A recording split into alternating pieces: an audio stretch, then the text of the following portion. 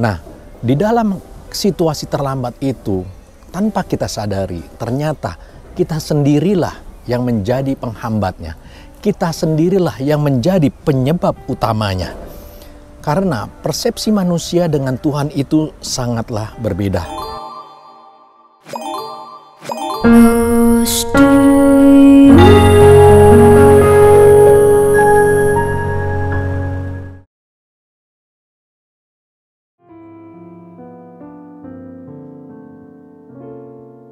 Bagai tanah gersang menanti datangnya hujan,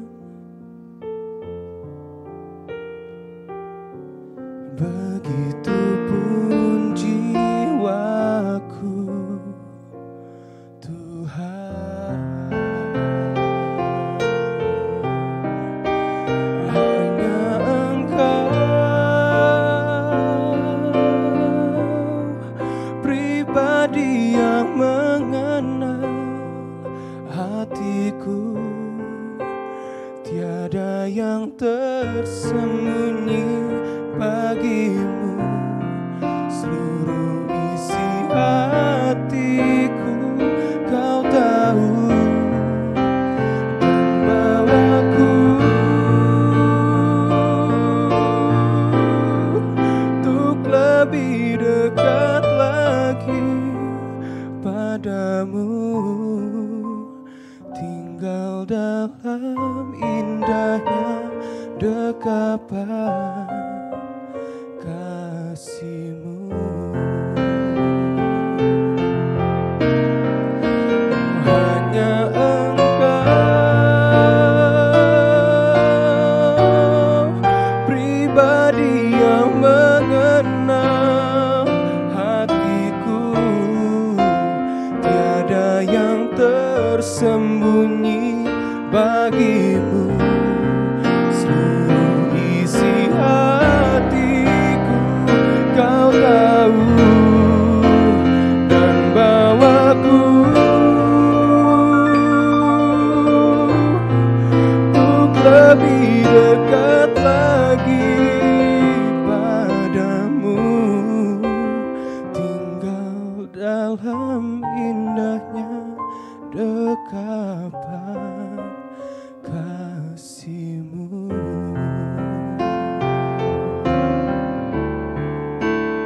Tinggal dalam indahnya dekapan, tinggal dalam indahnya dekapan, tinggal dalam indahnya dekapan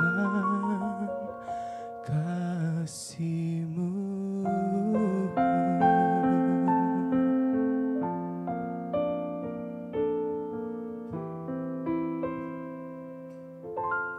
Shalom, selamat pagi. Jumpa lagi dalam acara Close to You. Sebelum kita menerima rema firman Tuhan, mari kita tundukkan kepala, kita berdoa. Bapa kami di surga, terima kasih pagi yang indah ini Tuhan berikan kepada kami. Dan kami mau Tuhan menghadap hadirat-Mu, merendahkan hati kami. Kami mau membuka telinga dan pikiran kami untuk Kau isi dengan firman-Mu. Berfirmanlah Tuhan, biarlah firman-Mu itu mengubahkan kami menjadi lebih baik lagi. Di dalam nama Tuhan Yesus, kami berdoa. Amin. Bapak Ibu, rema firman Tuhan pada pagi hari ini judulnya adalah terlambat. Terlambat adalah satu situasi di mana tidak kita inginkan, atau bahkan setelah kejadian, kita sesali hal itu terjadi dalam kehidupan kita.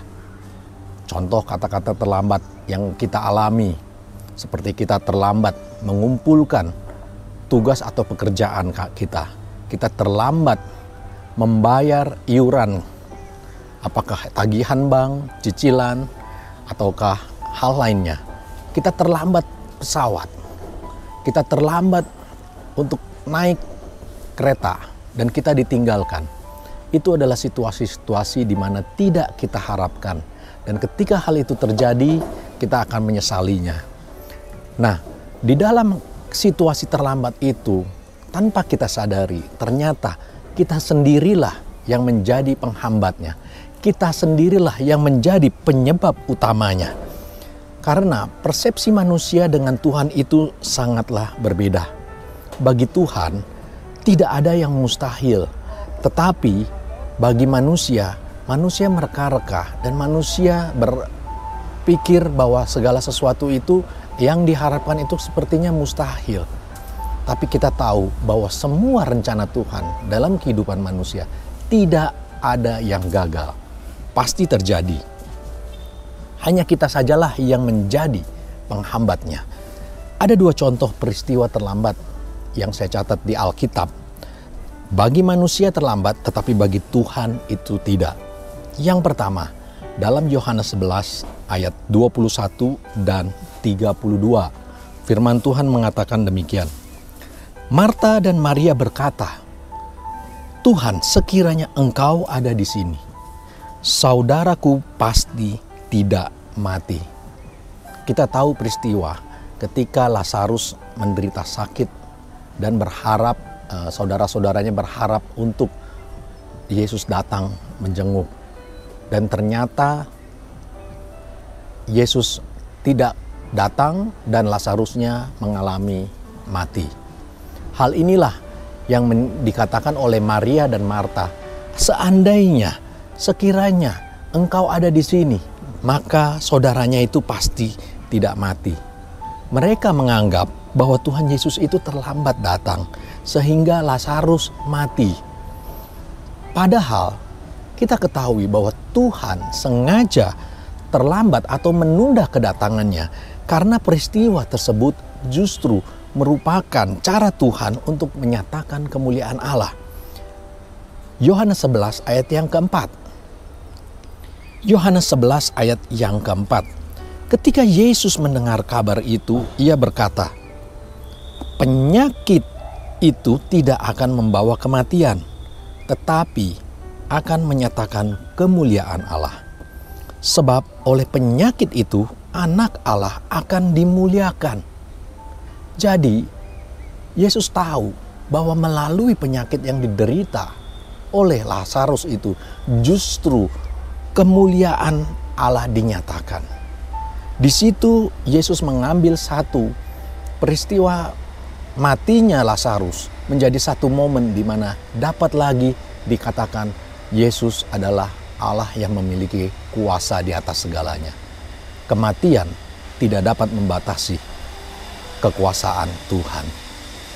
Bukan hanya dapat menyembuhkan sakit penyakit, bahkan kematian dan maut pun tidak mampu mengalahkannya.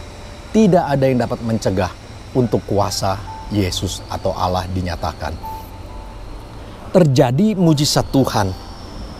Lazarus dibangkitkan. Itulah rencananya. Mengapa Yesus menunda untuk datang? Mengapa tidak seketika itu? Tetapi manusia menganggap itu adalah satu hal yang terlambat. Bahkan menuduh bahwa Allah tidak datang tepat waktu sehingga menyebabkan kematian saudaranya. Dan peristiwa yang kedua, di mana Yairus, anak Yairus yang mati. Lukas 8 ayat 49. Kita baca Lukas 8 ayat 49. Ketika Yesus masih berbicara, datanglah seorang dari keluarga kepala rumah ibadat itu dan berkata, "Anakmu sudah mati. Jangan lagi engkau menyusah-nyusahkan guru." Hal ini dikatakan mereka. Karena apa? Karena mereka tidak kenal dan tahu siapa Yesus itu. Mereka tidak tahu kuasanya Yesus seperti apa. Apakah hanya sebatas menyembuhkan penyakit?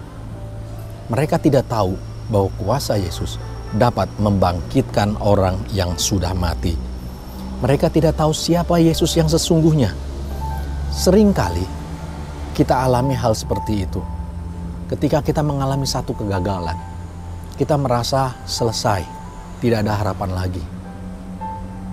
Itu tandanya bahwa kita tidak mengenal siapa Allah kita. Siapa Yesus itu. Dia adalah Allah yang memiliki kuasa. Segalanya dapat diubahkan oleh Tuhan.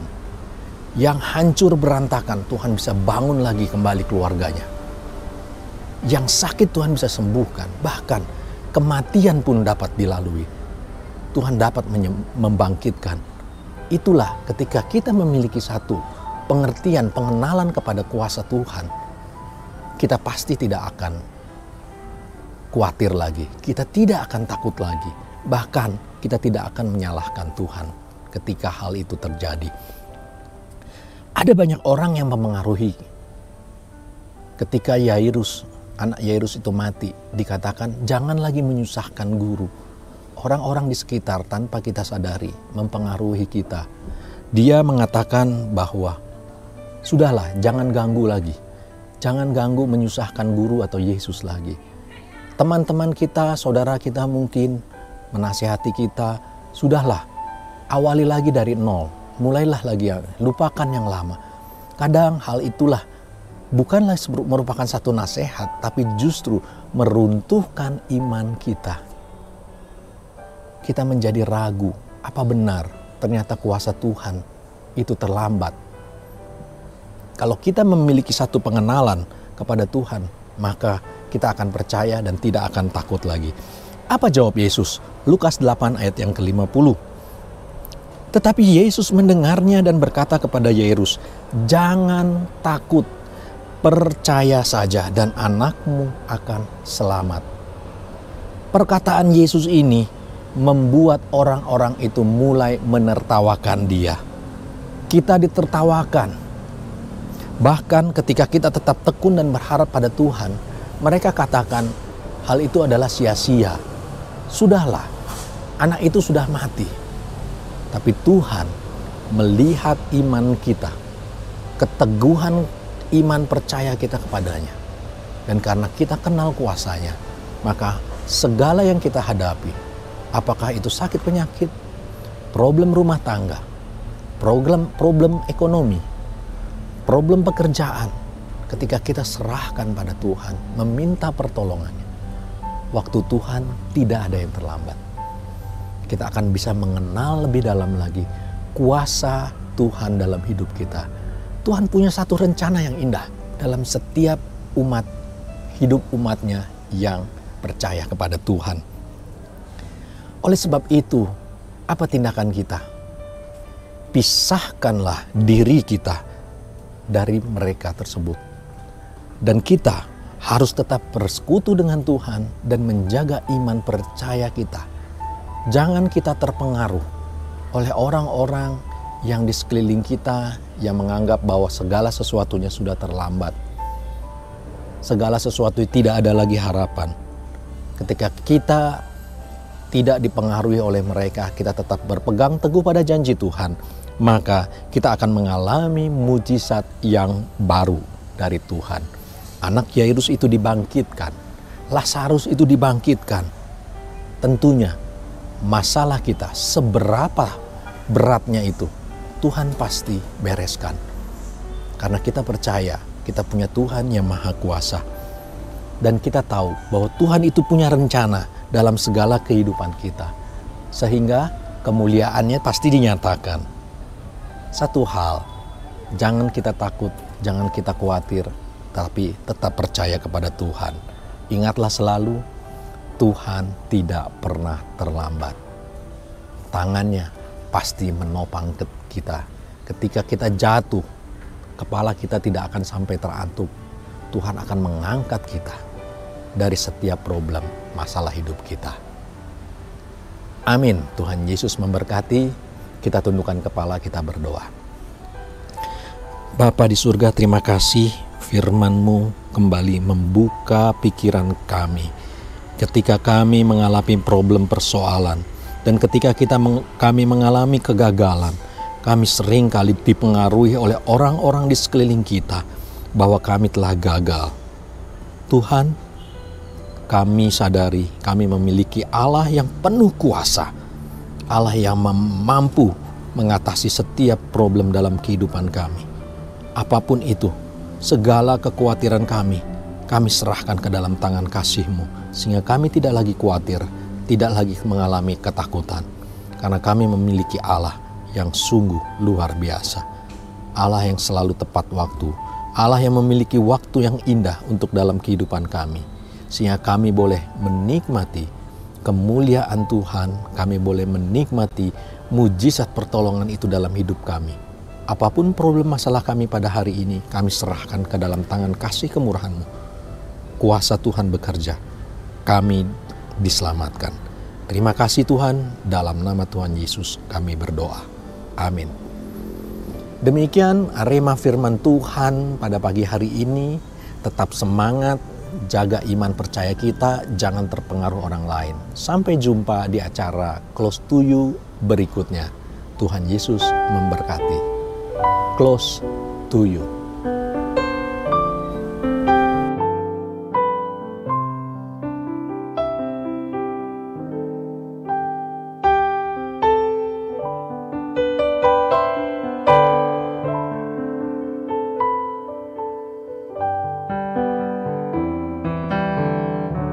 God sent His Son. They called Him Jesus.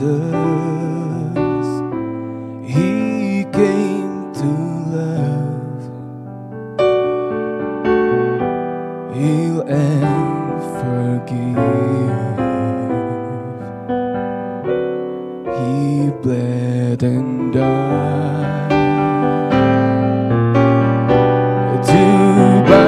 my pardon. An empty grave is there to prove my Savior lives. Because He lives, I can face